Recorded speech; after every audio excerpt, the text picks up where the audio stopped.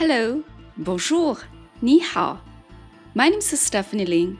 I've had the opportunity to build my international career and meet a lot of amazing talents in my journey. It's my pleasure to present an amazing selection of professionals and entrepreneurs who went an extra mile to build their international career and create some crazy good things.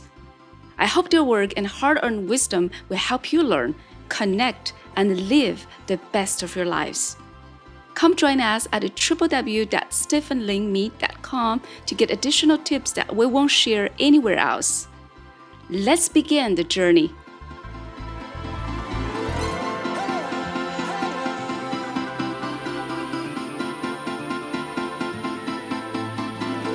In this episode, I'm very excited to interview Jia Liu, a senior industry executive at Microsoft. Jia shared his inspirational international journey and interesting life as a digital transformation expert. He also shared his exclusive tips on our website on helping any enterprise to drive business growth through a proven digital transformation process. Hello, everybody. I'm Jia Liu. Warmly hired to share my journey with you today, and studied industry engineer and supply chain management in China, France, and Switzerland previously. After graduation, I worked in France and Germany and Swiss as well. Then in Canada for some days. I started my career from the consulting firms in McKinsey and in consulting in strategy and operation consulting. After graduation from the school, I worked for Siemens in Industry 4.0, mainly focused on the supply chain and the smart factory solutions. At that time, I calculate my basic business with the consumption of Industry 4.0. Since then, I worked for Tetra Pak as a procurement and supply chain manager. During that period, I participated to creation affiliate of factories for group, and also participated to set up business models with detailed process in supply chain and a subsidiary in China, which I spent 4 years at that company. Since then, I joined the Lenovo Group as executive assistant to CEO, mainly focused to set up a business new subsidiaries with a total investment of $1.4 billion and 20,000 employees, including R&D and the manufacturing center in China, Taiwan, and Japan. And from the building business plan, financial plan to set up the daily operation models. Which one is a very important business achievement for me that I created a global end-to-end value chain strategies design, including the advanced technologies which applied to supply chain control tower, including the end-to-end supply chain control design, landing, and included the integrated business planning program quality, as well as at that time, including global smart factory overall operations and vertical designs. During that period in Lenovo, I also changed my role as managing director of Western Engineering Group, which one is a system integrator to provide the Industry 4.0 solutions for the customers who need a operation excellence transformation. Then today, I joined Microsoft as an industry director.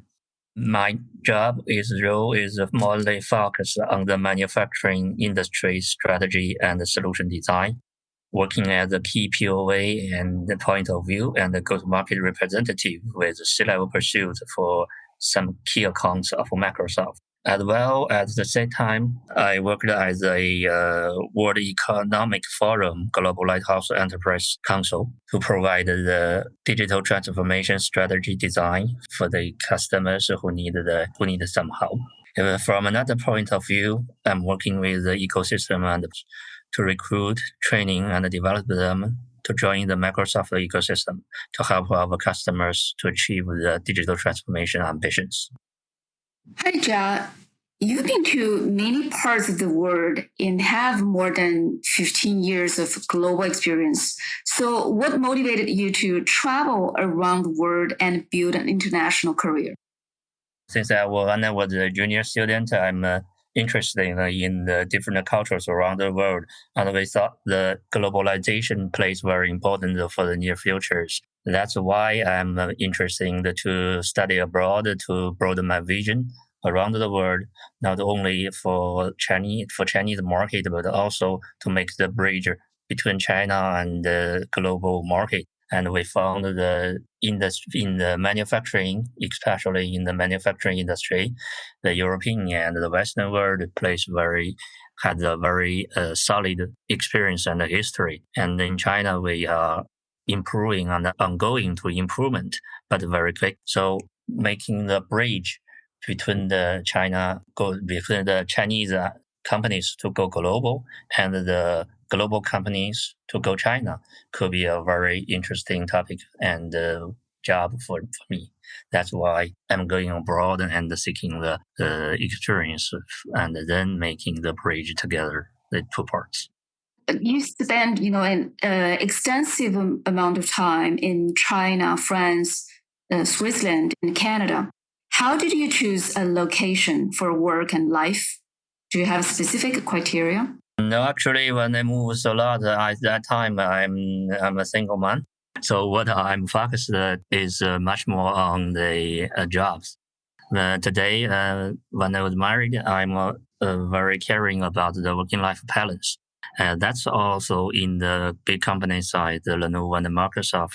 They're thinking about the company's life and work-life balance. So it's a very interesting today that Microsoft provides all employees with remote working methodologies, including the laptops equipped with Teams as well. Such tools could make the companies or the workforce more efficient. That's way could have more time with our families together, as well as balancing the work. For the location you choose for the working, I think it could be related to your working areas. It's the first priority, probably.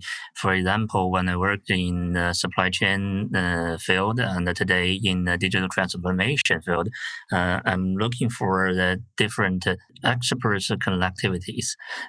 For example, in North America today, it's the IT and the DT plays very important role. So there could be a much more expert in communities in North America than the others. And however, in manufacturing field, European companies have a long history, so they got some know-how and knowledge graph.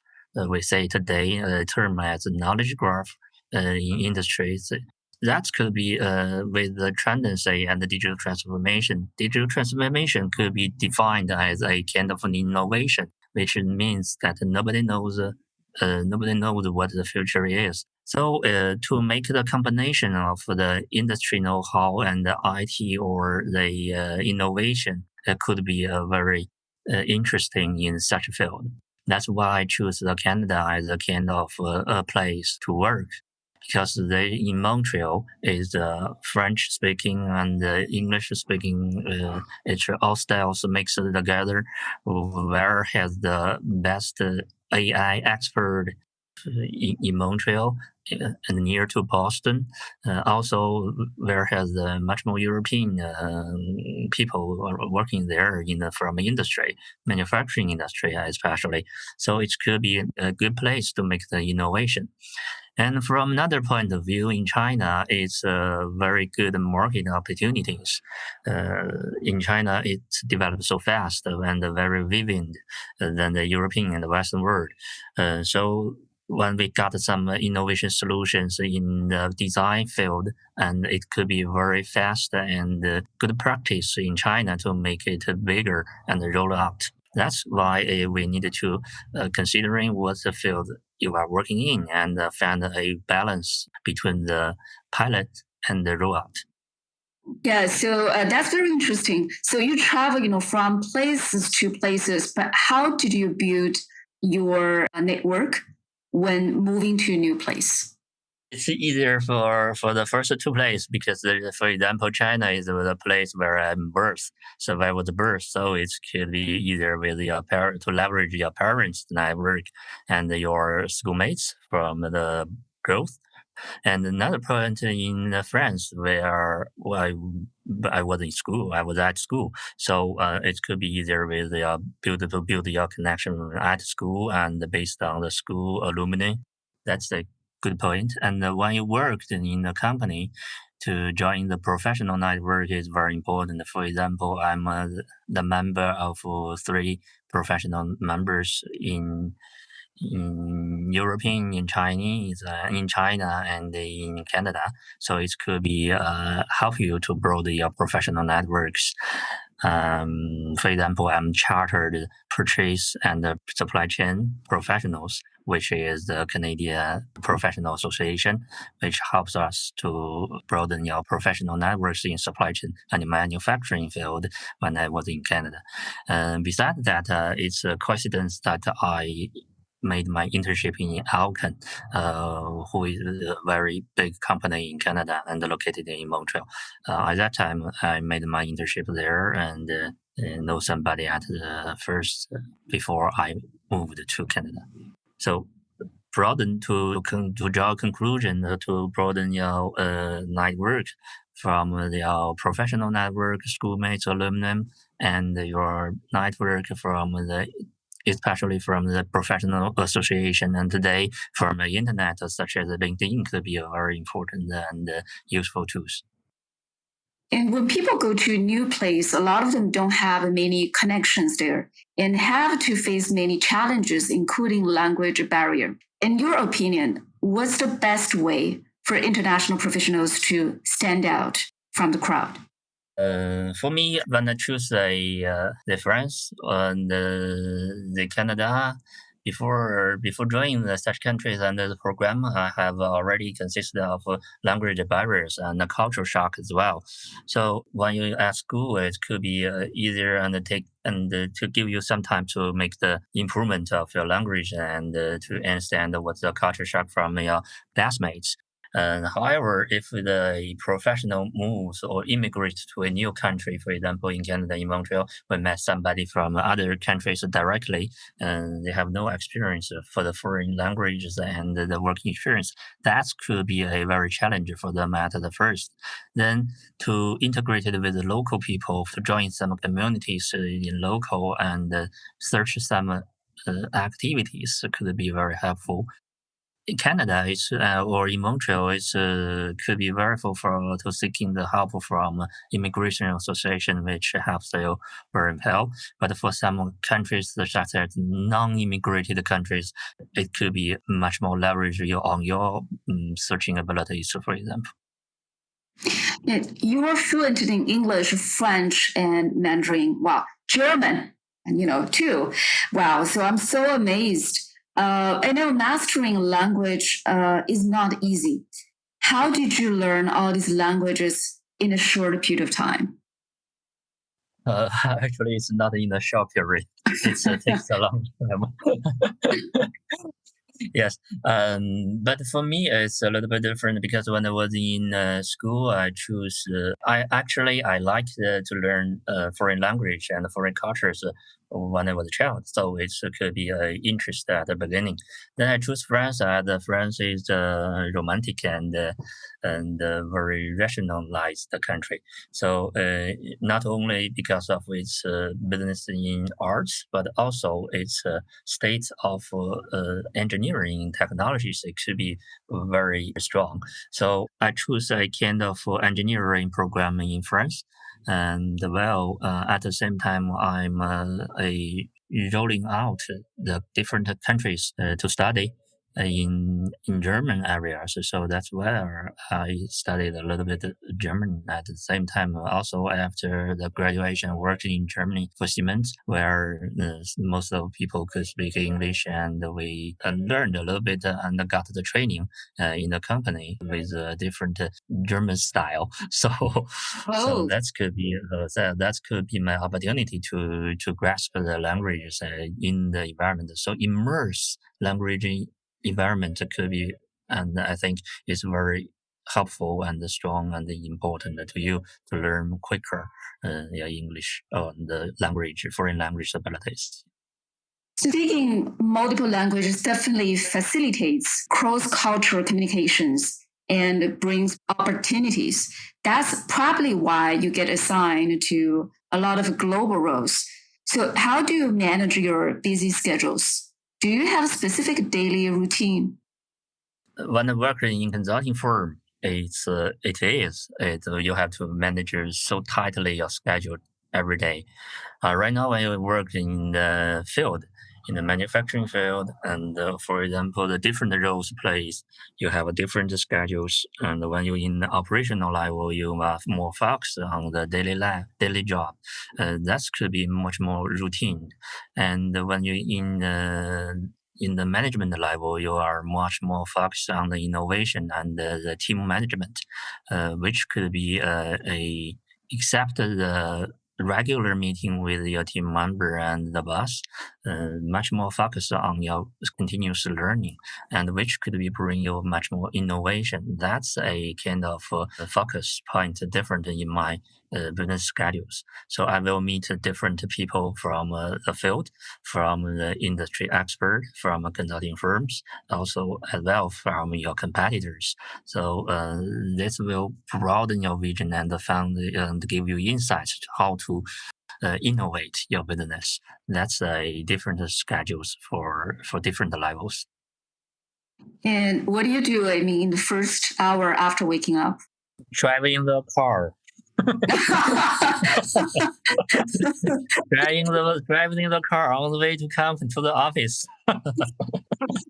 It's the first hour after wake up. Yes, my secretary could prepare the breakfast and coffee at the office. So, but in Beijing, it takes at least 1.5 hour to on the way. So it takes too much time. Got and it. especially sometimes during the drive, sometimes it's driving, sometimes I take taxi. So if I was in taxi, if I were in taxi, I could make some.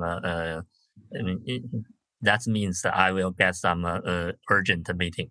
If I'm not, if I'm driving, that means that I'm relaxed at that time. What's the last thing you normally do before going to bed? Normally, I work at night until, that would say I work continuously till the time to go to bed. That's wow. I'm doing. Yeah, except the resume, I did everything just for the jobs. Yes. Yeah. So, any specific tools you use or bring with yourself to help organize your life better? Actually, no. Actually, in Microsoft, we always use a team. It's a kind of office tools. It's very flexible. You can manage your schedule, and you can let your colleagues to understand which one is available for you. And also, it's very efficient. It's combined the different working communities, so we say, and applications inside. For example, my customers always use Teams for the office people and also for the first line people. For example, when the first line, the workers works in the manufacturing production line, they use the Teams to make the schedule. That could be also very good applications for the manufacturing factories. So that's a kind of tool very useful combining to manage all your office efficiency from the office to the first line. That's very good. And also one thing, and probably I have to mention that every Sunday night, between around 8 o'clock to not before 10 o'clock, I always discuss my schedule, the next week's schedule with my secretary. It could be let you understand what you will do next week and to understand the priorities based on the different informations. In the past 10 years, what's the one small thing or small change that made a big difference in your life? Improved your life and well being significantly? Oh, I have to say digital transformation is along my life. At the beginning, I worked in the processing manufacturing industry, which is much more focused on to provide to make the machines and to design a factory for the food and beverage area. It's a really different industry. And when I worked in Lenovo as the executive assistant to CEO, it's really level up my vision. I understand how to manage a company from the boss view, I have to say, from the executive's point of view. Because at that time, we know understood and have to understand, have to consider a lot of different factors and issues. So we never thought about when I was in operational level. Also, changing the industry from the food and beverage industry to the IT industry is also very significant, different industry. It's a really change, a big change, I have to say. The knowledge is different. However, even the work frame and the methodology is all the same.